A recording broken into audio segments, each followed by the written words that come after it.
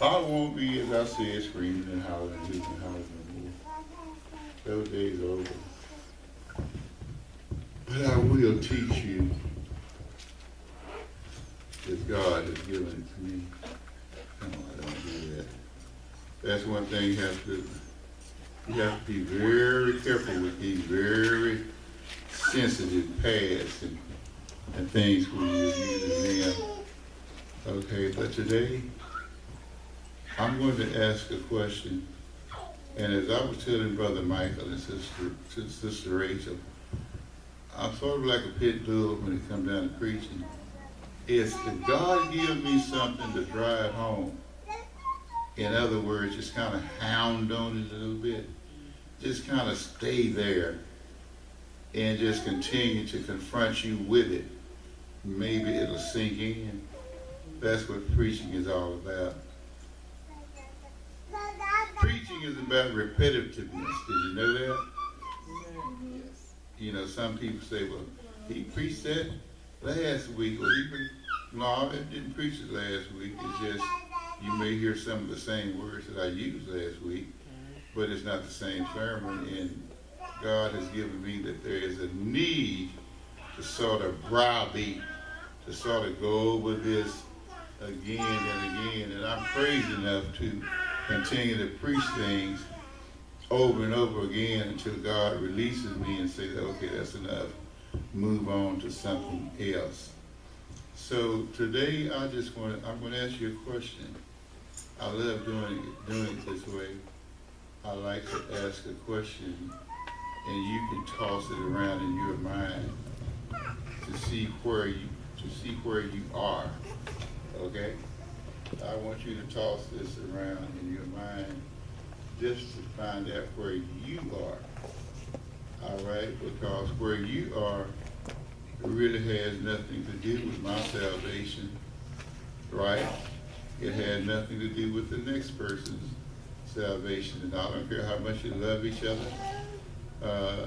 Brother Trey's salvation has nothing to do with Sister Shira's salvation. Amen. She has to deal with her own little red wagon and what she put in, and she's the one that's got to put it.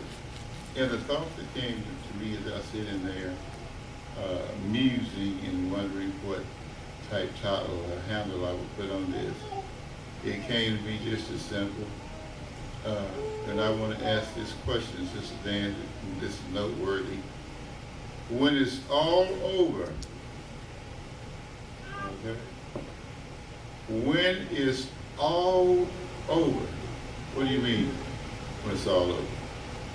At the end of your life, whether it's through tragedy, whether you lived out a long life, longevity, whether it was shortened, or whether you were here when the rapture came. When it's all over,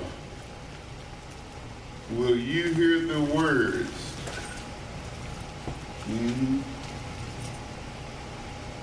well done? When it's all over, I want you to take this to the bank. We're trying to put handles on these messages that will stick with you. When it's all over, will you hear the word, well done? And I know you've experienced the scripture before many times, but it won't come out the same. Here we have Paul, and he's talking to Timothy. And for your consideration, I'll be reading from 2 Timothy, beginning at the third verse and first verse in the 3rd chapter, down to the 3rd verse and the 7th, to the 3rd chapter and the 7th verse. Let me, Lord. This know also, you know it by heart, sure, that in the last days perilous times shall come. We take that perilous times, we take that last days especially, we take it and we run with it. And we don't even know what those last days are. We don't know what Paul is referencing. He's not looking at it from the standpoint of us Bible students that have been looking at the what? Last days. Because this was a different time frame, right? Okay. This was back in Paul's day, and it has a Jewish way to it. And we know that Christianity was birthed out of the Jewish religion, right? So what came along with Paul's thinking is Jewish thought. Remember that. He's not thinking the way we thinking about the last days, because the last days to them meant something different. And we need to know that to take this scripture in context. He said, this know also that in the last days, different from our last days, perilous times shall come. For men, but it may be a lot of similitudes here. There is a lot of similitudes, okay? For men shall be lovers of their own selves, covetous, boasters, proud, blasphemers, disobedient to parents, unthankful, unholy. You hear all these words and don't be shocked. This is the norm for their last day and for our last day. Listen, without natural affection, truth, you can't believe them, you can't believe them, you can't trust them, you can't trust them. Truth breakers, false accusers, lying, scheming, my goodness, incontinent, can't control themselves, fierce, despisers of those that are good, can't stand you for wanting to do good and do everything they can to dig a ditch to see you fall in it. Having a form of godliness, but denying the power thereof, from such turn away. Having a form of godliness, that is in Paul's day. Paul says there's going to be a whole bunch of them coming around talking about they got the gospel. They know the way, and they're going to try to turn you away from the gospel that I teach. Having a form of godliness, but denying the power thereof. And you truly bona fide, blood-bought children of God, listen to this. From such do what? Turn away. Turn away. Do you have the power to turn? All right. You think about that. Do you have the power to turn? And if you don't have the power to turn away from them, listen, if you don't have the power to turn away from them, well, when it's all over, will you hear what? Well done.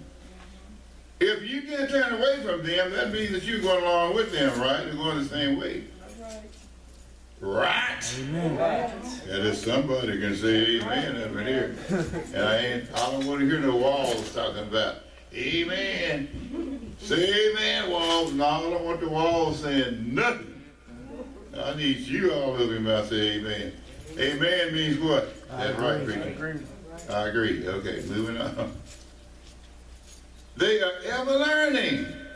Watch out now. Ever learning and never able to come to the knowledge of the truth. This is scriptural exegesis. Not adding anything to it, right? Just trying to read it and take out of it what it's saying. Do you follow? Yeah. Okay. Okay. Ever learning. Getting Greek, getting Hebrew, and getting ready to tell you something here that's going to knock your socks off about the last days. All right. Okay, it's going to take a minute. In Paul's time and Jewish thought, They expected the second coming at any moment. Same way we do. And we know that the way that Paul was thinking, his thoughts came out of Jewish terms and pictures. Because Greek paints the what? Many facets of pictures with this language, right? In other words, you can see so many different pictures with the Greek language. And to Paul, he's simply saying to them that we divide all of our time, listen real good, we get ready to deal with what he's talking about and how we can reference this and take it in context. They took, the Jews, Paul is in, they took it as if there were only two kinds of time. It was either good or either it was bad.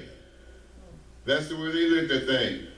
Everything is good or either it's bad. In other words, and they believed that the golden age was the age of God to come. And in between the bad, they believed that in the middle there was this time here, a time of trouble. Okay? They believed that this was the time of trouble.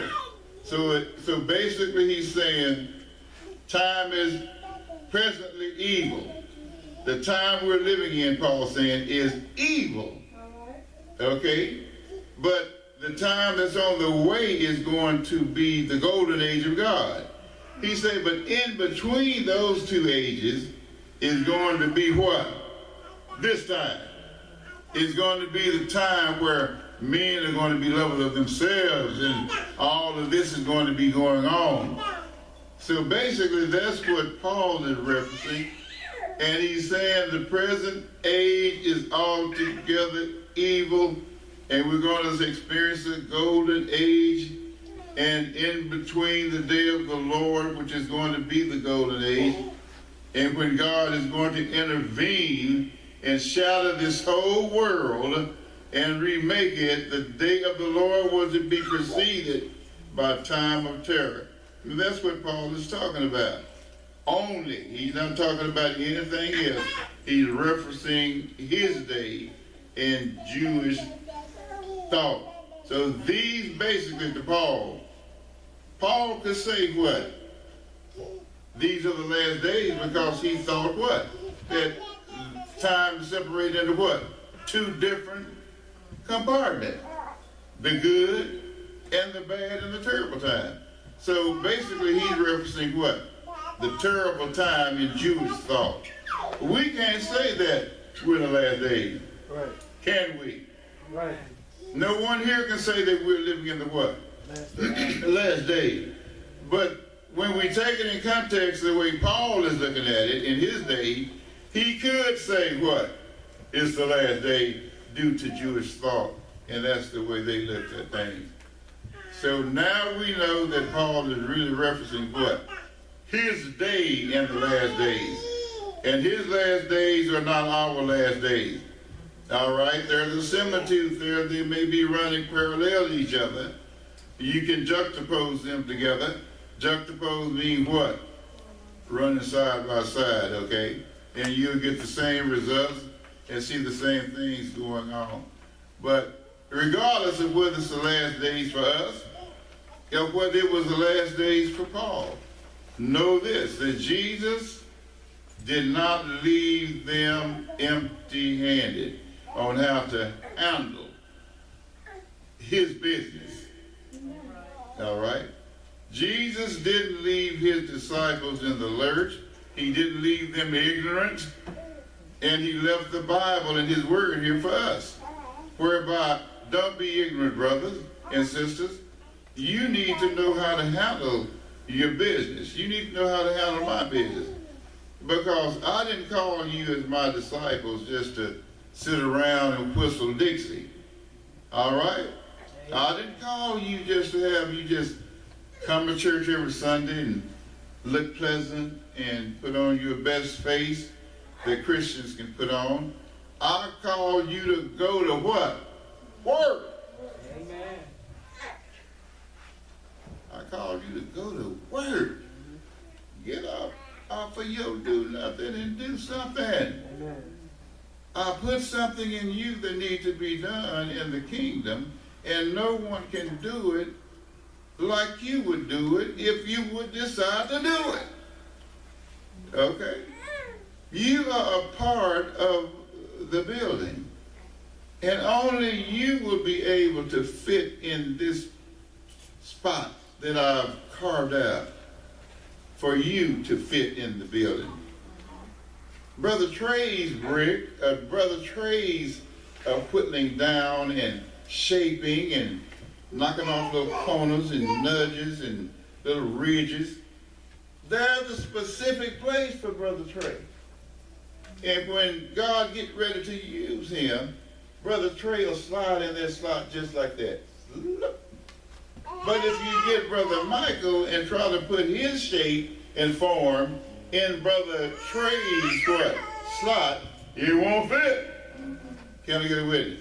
So each one of us have a specific job that we need to be doing. So God really, Jesus really left the disciples with information, and how they should conduct themselves and what they should be doing as his disciples after he ascended. And he left them here as his what? Agents. We are God's ambassadors. I'm beating up just a little bit.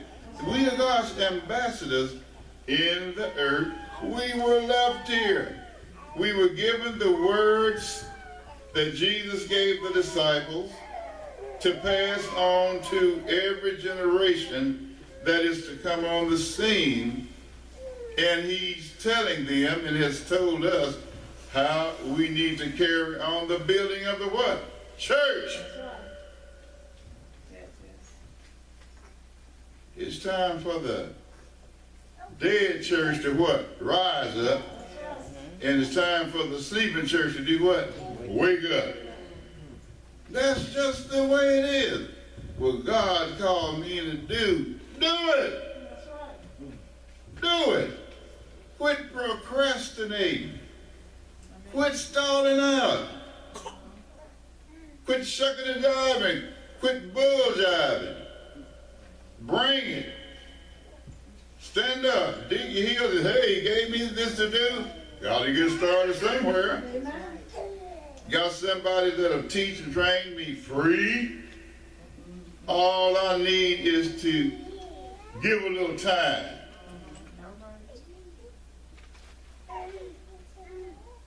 Take the ball and start running with it.